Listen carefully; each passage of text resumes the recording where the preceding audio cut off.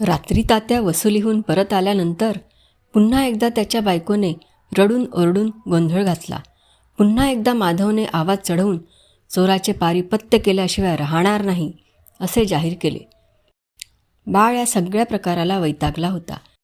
तो ज्याला त्याला गप्प करण्याचा प्रयत्न करीत होता, पण कुणीच त्याला दाद देत नव्हते. जनार्दन केव्हा तरी बाहेरून येऊन चुपचाप बसून राहिला होता. तात्यांनी त्याला सरळच विचारले, तू घेतलंस रे हार? खराखुरा सांगून टाक हां. जनार्दन चिडला. संतापाने त्याचे ओठ थरथरू लागले. मी गरीब म्हणून माझ्यावर वाटेल तो आळ घेता? तो चिडून ओरडला. मी काय चोर असं आहे तुमचे हार घेऊक? मग उचलतच देवावरचा फूल होऊन जाऊ दे. माधव त्याच्या अंगावर खेकसला. हो हो, मी काय भीतय की काय? उचलून दाखवीन फूल तरच नावाचे जनार्दन. जनार्दनच्या अंगातही आता देवचार संचारला होता. उगाच वाटेल त्या करूक तयार होऊ नकोस. रावळेश्वराचा फूल म्हणजे मस्करी नाय, समजलंस? निर्वंश जातलो खोट्या उचलणाऱ्याचो. होऊ दे निर्वंश, कर नाय, त्याका डर कशाची?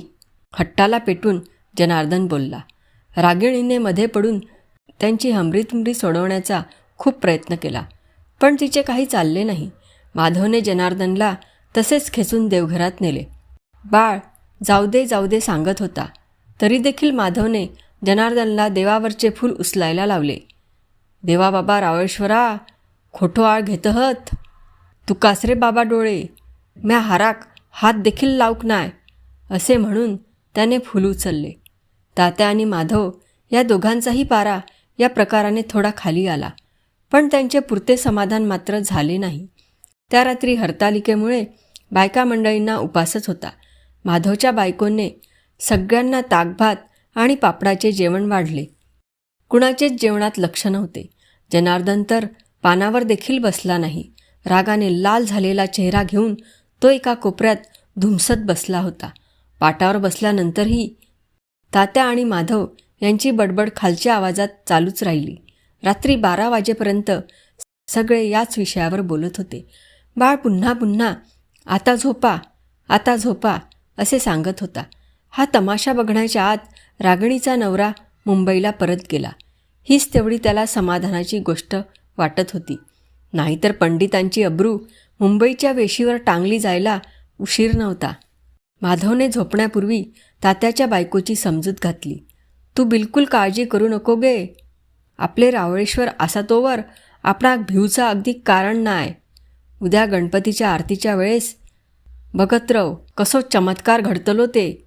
चोर आपल्याआप चोरी कबूल करतलो का नाय बघ. रावळेश्वराचो पराक्रमच असा तसो. त्यातून उद्या येतले गणपती म्हणजे बघाकच नको हा. दुसऱ्या दिवशी वाजत गाजत गणपती आला आणि आदल्या दिवशी घरावर पडलेले काळजीचे सावट थोडे उचलल्यासारखे वाटले. वर्धम पेंटराच्या दुकानापासून झांज ताशाच्या गजरात मूर्ती निघाली. ती तासाभराने घरी आली. मुठभर मोठी माणसे आणि चिक्कार पोरेटोरे यांनी ओरडून ओरडून मूर्तीची यात्रा गाजवली. भटजी तयारच होते. श्रींची प्रतिष्ठापना करताना त्यांनी रावळेश्वरासकट सगळ्या देवांना घरावरचे संकट दूर करण्याचे गाऱ्हाणे घातले. हार गेल्याचे त्यांच्याही कानावर गेलेच होते. आणि माधव अधूनमधून आज बघतलय चोर कसो निसटता ते. देवाच्या नजरेतून काय सुटूचा नाय अशा गर्जना करीतच होता. पण सकाळच्या आरतीला जनार्दन घरातच नव्हता. कोणीतरी त्याला चून करण्यासाठी नारळ पाडून आणायला पाठवले. तिकडेच त्याला उशीर झाला. त्याची वाट पाहून पाहून थोड्या उशिराने आरती सुरू केली, पण आरती संपली तरी त्याचा पत्ताच नव्हता. माधव जळफळत राहिला. नारळ काढायला त्याला पाठवणाऱ्याच्या नावाने त्याने शिमगा केला. कोठीत काढून ठेवलेले नारळ नेमके आत्ताच संपले कसे म्हणून तो बायकोवर कातावला. आता कसो भिवून दडता हा? काल मारे फूल काढल्यानं देवावरचा. रावळेश्वर बघून घेतलो. अरे गणपतीपुढे काय मस्करी असा? असे स्वतःशीच बडबडत राहिला. संध्याकाळी बाहेरची पाहुणे मंडळी घरात असतानाच त्याने सगळ्यांना बजावले. रात्री आरतीक माका घरची सगळी माणसं हवीत हां, सांगून ठेवतंय. नाहीतर पळशात गुपचूप सकाळसारखी. देवाक चालूचा नाय बिलकुल. आधी पाप करण्यापूर्वी विचार करूचो, मग पळान फायदो काय. हे सगळे आपल्यासाठी आहे हे जनार्दनला कळत होते. पण माणूस गरीब झाला की त्याची अब्रू सुरक्षित नसते हेही त्याला माहीत होते. त्याने उत्तर दिले नाही. दात ओठ खात तो प्रसादाची तयारी करीत राहिला. माधवचे बोलणे न ऐकल्यासारखे करीत. रात्रीच्या आरतीला तो हजर राहणारच होता. त्याने कुठे कशाला नाही म्हटले होते. आज पळपुटेपणा करायचा असता तर काल त्याने देवावरचे फूल उचलले असते का. रात्री आरतीला माणसांची रीघ लागली. पंडितांचा गणपती म्हणजे मोठे जाज्वल्य दैवत आहे असे सगळ्या गावाचे मत होते. वर्षभर न फिरकणारे लोकसुद्धा नेमके गणपतीच्या दिवशी येऊन प्रसाद घेऊन जायचे. या दिवशी पंडितांकडे कुणालाच बंदी नसायची. कुणी हलके नसायचे की दळिद्री नसायचे. बापे मंडळी संध्याकाळी येऊन जायची. ज्यांना शक्य असेल तेवढे आरतीला थांबायची. पोरे बाळे जमलेली असायचीच, पण बायका देखील आपल्या घरच्या गणपतीच्या कामामधून वेळ काढून येऊन दर्शन घेऊन जायच्या. यंदाच्या वर्षी बाळने मुंबईहून लुकलुकणारे रंगीत बल्बचे तोरण आणले होते. श्रींसमोरची आरास रागिणीने आदल्या दिवशी दुपारभर खपून केली होती. आरतीत ठेवायला शोभेच्या वस्तू देखील ती मुंबईहून घेऊन आली होती. एवढा गाव लोटणार आणि आपल्या गळ्यातला हार मात्र जागेवर नाही या कल्पनेने तात्याच्या बायकोला पुन्हा पुन्हा रडू फुटत होते आणि तात्या तिच्या अंगावर खेकसत होता. भलत्या वेळी रडान अवचिन्न करू नको हा, सांगान ठेवतंय की लगेच माधव येऊन तिची समजूत घालायचा. जरा दम धर वहिनी, खयन नाय जाऊचो तुझो हार. आज आरतीत बघ काय गंमत जाता ते. आज देव चोराक अचूक पकडतलं. गाऱ्हाणा घातलेल्या असा बाळ ठिक्कर पडता की नाही बघ चोर. बाळला माधवचे हे कारस्थान आवडलेले नव्हते. तो माधवला म्हणाला, जनार्दनानं घेतलो असात हार तर लोकांसमोर शोभा नाही जातली. ह्या घरातला भांडण सव्वाट्यावर की त्याक येऊक व्हया. मी सांगतय जनार्दनाक की तू काय आरतीक हजर राहू नकोस. तसा माधव चिडून म्हणाला, तू नसती शाणपत्ती करू नकोस हा. कॉलेज शिकलस म्हणजे मोठी शिंगा फुटली. ता असा ठाऊक जनार्दनाक आर्थिक येऊकच व्हया. अरे करूचा तसा भरूचा. आणि 25 तोळ्याचो हार तो, त्यातून घराण्याचो 4 पिढ्यांचो. यदा नखुरडा असाता की सोडून देऊचा चोराक. हाराची गोष्ट नाही म्हटले तरी गावात सगळीकडे पसरली होती. आजच्या गणपतीच्या आरतीत चोर नक्की पकडला जाईल हा माधवचा तर्कही तोंडातोंडी झाला होता. त्यामुळेच की काय कोण जाणे, पण दरवर्षीपेक्षा यंदा आरतीला अधिकच गर्दी जमली. देवघर तर सगळे भरूनच गेले, पण मधली खोली आणि पडवीसुद्धा माणसांनी गच्च भरून गेली. काही माणसे खिडकीबाहेरसुद्धा उभी होती. आरतीचे तबक तात्याने धरले होते. माधव देखील सोवळे नेसून त्याला काय हवे नको ते बघत होता. पण दोघांचेही लक्ष गणेशमूर्ती इतकेच जनार्दनकडेही लागलेले होते. दारात उभ्या राहिलेल्या माधवची बायको, तात्याची बायको या दोघीही आपल्या जागेवरून जनार्दनकडेच पाहत होत्या. आपल्याकडे इतक्या लोकांचे लक्ष आहे या भावनेने अस्वस्थ होऊन जनार्दन जागच्या जागी चुळबुळत होता. सुखकर्ता दुःखहर्तापासून मंडळी काहीतरी होण्याची वाट पाहत राहिली, पण देवे होऊन गेल्यानंतरही काही वेगळे घडले नाही. प्रसाद वाटता वाटता बाळने सुटकेचा निश्वास टाकला. रागिणीही हायसे वाटल्यासारखी स्वयंपाकघराकडे वळली. मनावर होणारा संताप दाबून माधव वावरत होता. तात्याच्या बायकोचा हार परत मिळण्याची आशाच खुंटल्यासारखी झाली. रात्री सगळी गडबड संपून आवरासावर व्हायला 12 वाजून गेले. दमलेली पोरेसोरे लवकर झोपून गेली. जनार्दनने मुकाट्याने आपले अंथरूण अंगणात पसरले. कालपासून तो कोणाशीच फारसा बोलला नव्हता. एका दिवसात त्याला घर परके परके वाटू लागले होते. तात्याची बायको, तात्या आणि माधव मात्र स्वयंपाकघरात कुलूकुलू बोलत बसले होते. रागिणी भांडे लावण्याच्या निमित्ताने तिथेच थांबून त्यांची बोलणी ऐकत होती. तात्याच्या बायकोने तिला कितीतरी वेळा झोपायला जा, भांडी सकाळी लावू असे म्हटले तरी ती ऐकतच नव्हती. असा कसा हो झाला? तात्याच्या बायकोने माधवला विचारले. देवान कौल कसो नाही दिलो. देतलो कसो? माधव म्हणाला. देवाक बांधून घातला हा तेणा, मी ओळखलंय. देवक बांधल्याशिवाय असा जाऊचाच नाय, माधव म्हणाला. देव बांधल्याचे कळल्यावर तात्याची बायको घाबरली. देव बांधायचा प्रकार म्हणजे जबरदस्तच. देव बांधणारे पंचाक्षरी आपल्या मंत्राच्या जोरावर देव एखाद्या विशिष्ट बाबतीत काहीच कौल देणार नाही अशी व्यवस्था करून ठेवीत. मग देवाला बोलता करणे कुणाच्याच हातात राहत नसे. सगळेच गुन्हेगार इतकी सावधगिरी घेत नसत. पण घरातच गणपती येणार म्हटल्यानंतर इथे हाराची चोरी करणाऱ्याने तेवढी शितापी दाखवली असावी. त्यामुळे या चोराच्या बाबतीत बोलायची, देवाला चोरी झालं असा माधवचा तर्क.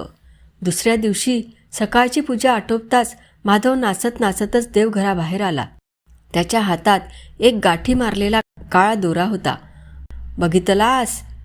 तो थेट स्वयंपाकघरात जाऊन त्याच्या बायकोला म्हणाला. देव बांधलो म्हटला काल, ता खोटा नाही. हो बघ दोरो, पटली खात्री? खयम मिळलो. देव्हाराखाली माका संशय होतोच. मेलाचा कधी बरा होऊचा नाय. देव बांधूचं म्हणजे असा तसा काम नाही. उलट्या काळजाचो माणूस जायाते का.